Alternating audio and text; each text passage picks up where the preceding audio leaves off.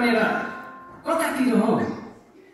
आशिषको घरमा Christmas party छ, तिमीलाई पनि लिएर आउनु भनेको छ। तिमीलाई कल गरेको उठाएन रहेछ। Christmas party? तब त मजा आउने हो, रमाइलो हुने हो नि। खानापिना गाना सबै हुन्छ नि। अरू के हुन्छ हौ? हो, खाना हुन्छ, गाना हुन्छ। अनि पिना चाहिँ? तिम्रो मतलब? मतलब त्यही नि, ड्रिङ्क्स विङ्क्स यस्तो जिउ तताउने कुरा क्या। त्यो त हुँदैन नि सबै। अनि के चाहिँ हुन्छ? गान भजन हुन्छ, वर्शिप हुन्छ। वर्शिप? हो, वर्शिप हुन्छ। परमेश्वरलाई धन्यवाद दिने, उहाँको प्रशंसा गर्ने। तिमी कहिले चर्च गएको छैनौ? गएको छुइनँ नि हो यहाँ। एकचोटि जान मन लागेको थियो, तर अप्ठ्यारो पो लाग्यो। लौ, किन अप्ठ्यारो मान्नु? हो त अनि किन अप्ठ्यारो मान्नु? जाने, हेर्ने, सुन्ने, जाँदा हेर्दा सुन्दा बुझ्दा हुन्छ नि। साथी हो, जाउँ होला, ढिलो भयो। ए जाने हो? साथीलाई यसो बुझाउने ट्राई गरेको नि। साँच्चै नि यार, गडलाई थ्याङ्क्स दिने विषयमा बुझ्न मन लागेको छ। बुझाउन हौ यार। ल ठिक छ, आशिष कहाँ जाउँ र उसको बाबासँग बुझाउँ। मलाई लाग्छ हामीले भन्दा उहाँले राम्रोसँग बुझाउनुहुन्छ। जाउँ जाउँ यार।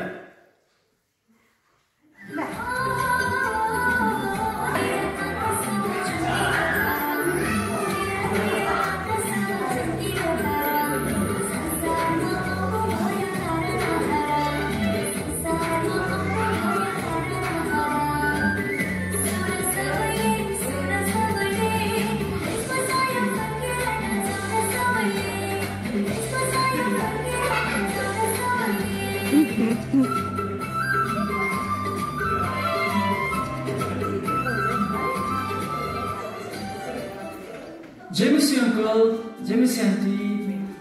जय मसी, मेरी क्रिसमस। मेरी क्रिसमस। सन्चै हुनुहुन्छ? प्रभुको अनुग्रहले हामी सबैजना सन्चै छौँ बाबु। तपाईँहरू कस्तो हुनुहुन्छ? हामी पनि सन्चै छौँ आन्टी।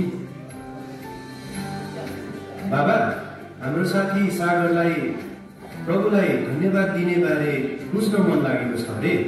समय दिन सक्नुहुन्छ? आहा, यो त राम्रो कुरा हो। समय त निकालिहाल्छ नि। परमेश्वरलाई धन्यवाद किन दिने, किन उहाँको प्रशंसा गर्ने, समय त निकालिहाल्छ नि। खाजाको कहिले खाने हो कि? खाजा बादमा खाउँ होला अङ्कल, पहिले सुनिहालौँ। ए आमा चाहिँ पाहुनाहरूलाई हेर्दै गर है। म यहाँ बाबुहरू सुन्छु। हुन्छ हुन्छ। अलि राम्रोसँग बुझ भनेर म सुरुदेखि सृष्टिदेखि भन्छु है। यो मेरो आफ्नो विचार होइन, बाइबलमा लेखेको कुरा भन्छु। हुन्छ अङ्कल, म एकदम उत्सुक छु सुन्नलाई। भन्नुहोस् न।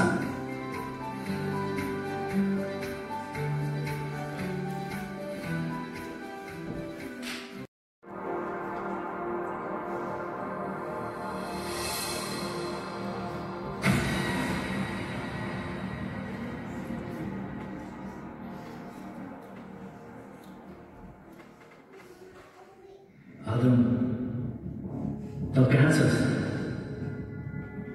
हजुर, मैले तपाईँको स्वर सुने र म डराएँ, किनभने म नाङ्गै थिएँ र म लुकेँ। जुन फल मैले नखाने भनी तँलाई आज्ञा दिएको थिएँ, के तैँले त्यो फल खाइस्? जुन स्त्री तपाईँले मलाई मसँगै रहन दिनुभएको थियो, त्यसैले मलाई त्यो रुखको फल खान दिए र मैले खाएँ। हवा, तैँले यो के गरिस्? होइन होइन, मैले आफैले होइन, सर्पले मलाई छल गरेको हो र त्यसैले मैले त्यो फल खाए।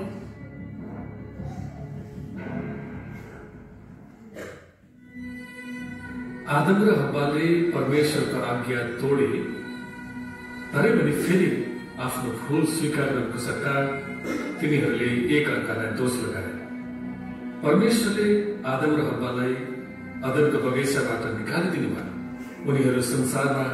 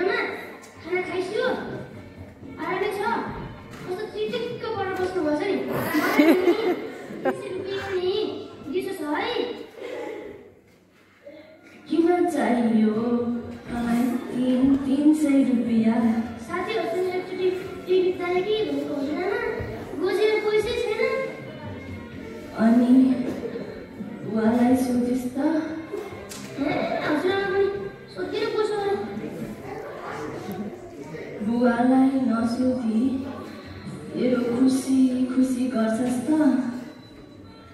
हाम्रो पालामा त बिहानै उठेर बुवालाई छोराहरूले भोग्थे। बुवाको आज्ञा सिरोपर गर्थे। हजुरहरूको जमाना छैन के हजुरआमा? अहिले जमाना कहाँदेखि कहाँ पुगिसक्यो। हजुरआमा चाहिँ बेलुकाको टेन्सन। तिमीहरू नै जान, तेरो बाउलाई नसोधी पैसा चाहिँ दिन्न। जसै भए पनि मलाई पिकनिक जान्छ। म त जान्छु साथीसँग साथी लिएर भए पनि पिकनिक जान्छु।